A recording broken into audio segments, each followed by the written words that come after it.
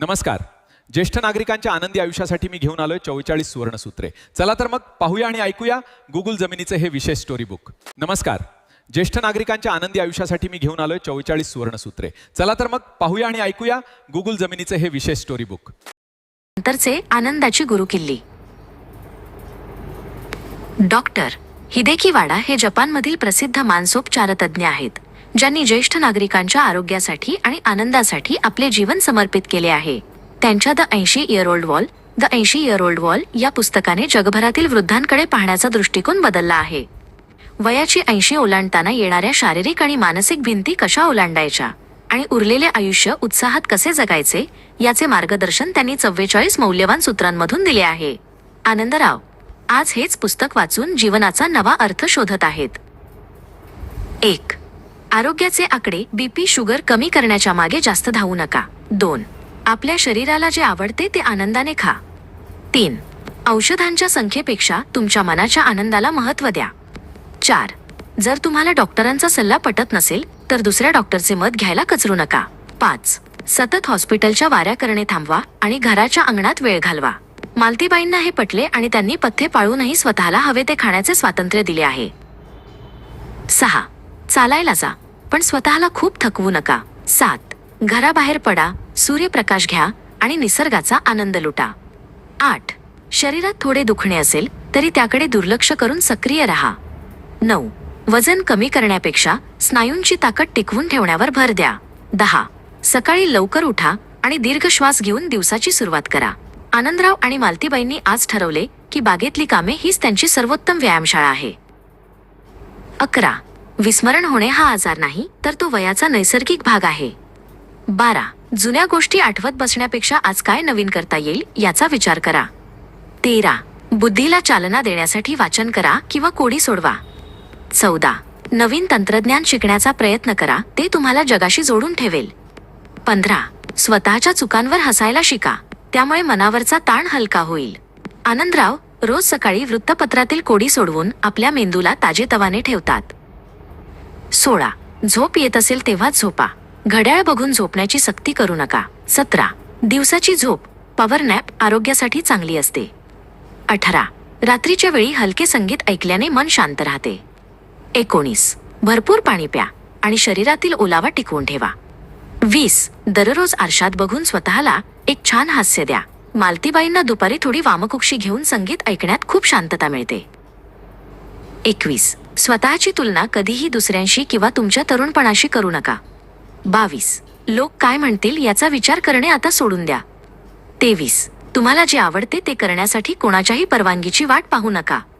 24. मुले किंवा नातवंडे यांच्या आयुष्यात प्रमाणाबाहेर ढवळाढवळ करू नका. 25. स्वतःचे पैसे स्वतःच्या आनंदासाठी खर्च करा, साठवून ठेवण्यात अर्थ नाही. आनंदराव आणि मालतीबाई आता केवळ स्वतःच्या आनंदासाठी बाहेर फिरतात. 26. संवाद साधा, शेजारी पाजारी किंवा जुन्या मित्रांशी गप्पा मारा. 27. एकटे राहण्याची भीती बाळगू नका, एकटेपणातही स्वतःचा आनंद शोधा.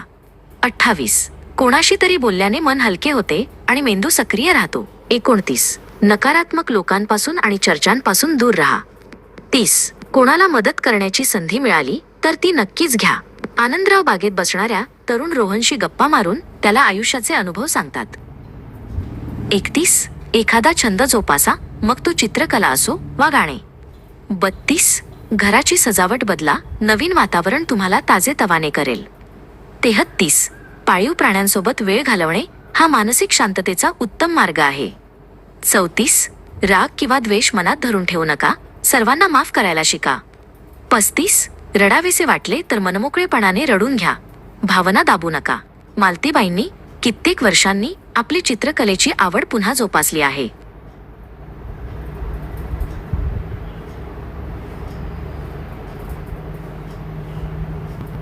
36. भविष्याची चिंता करणे सोडा, आजचा दिवस हाच सर्वात मोठा आशीर्वाद आहे. 37. मृत्यू हा अटळ आहे, त्यामुळे त्याबद्दल भीती न बाळगता स्वीकारा. 38. प्रत्येक श्वास हा निसर्गाची देणगी आहे, त्याबद्दल कृतज्ञ राहा. 39. जुन्या आठवणींना उजाळा द्या, पण त्यामध्ये अडकून पडू नका. 40. आपल्या अनुभवाचा फायदा पुढच्या पिढीला मार्गदर्शक म्हणून करून द्या. जुना अल्बम पाहताना आनंदराव आणि मालतीबाईंच्या डोळ्यांत समाधान तरळते.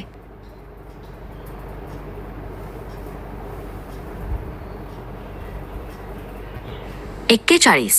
साधे राहा पण स्वच्छ आणि सुटसुटीत कपडे घाला. 42. स्वतःच्या शरीराच्या मर्यादा ओळखा आणि त्यानुसार काम करा. 43. मदत मागायला लाजू नका. तुमच्यासाठी कोणीतरी उभे असणे ही भाग्याची गोष्ट आहे. 44. शेवटी आयुष्य म्हणजे एक प्रवास आहे, तो आनंदाने पूर्ण करा.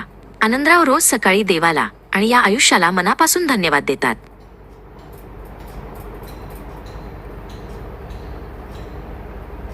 तुमचे वय ही फक्त एक संख्या आहे. जोपर्यंत तुमच्या मनात उत्साह आहे तोपर्यंत तुम्ही तरुण आहात. 80 वर्षांची ही भिंत तुमच्यासाठी अडथळा नसून अनुभवाचे एक नवे शिखर आहे. प्रत्येक क्षण आनंदाने जगा, हसत राहा आणि इतरांनाही हसवत राहा. तुमचे उर्वरित आयुष्य सुवर्णकाळ ठरो हीच सदिच्छा. मालतीबाईंना निसर्गाच्या सानिध्यात आता प्रत्येक दिवस नवीन वाटतो. माझ्या सर्व ज्येष्ठ नागरिक मित्रांना माझा नमस्कार. गुगल जेमिनीकडून तयार करून घेतलेल्या या स्टोरी बुकचा आपल्याला आयुष्यात नेहमी उपयोग होईल याची मला खात्री आहे. कृपया तुम्हाला एक विनंती आहे, आत्तापर्यंत जर आपण माझा यूट्यूब चॅनल अजूनही सबस्क्राईब केलं नसेल तर कृपया सबस्क्राईब करा ही विनंती.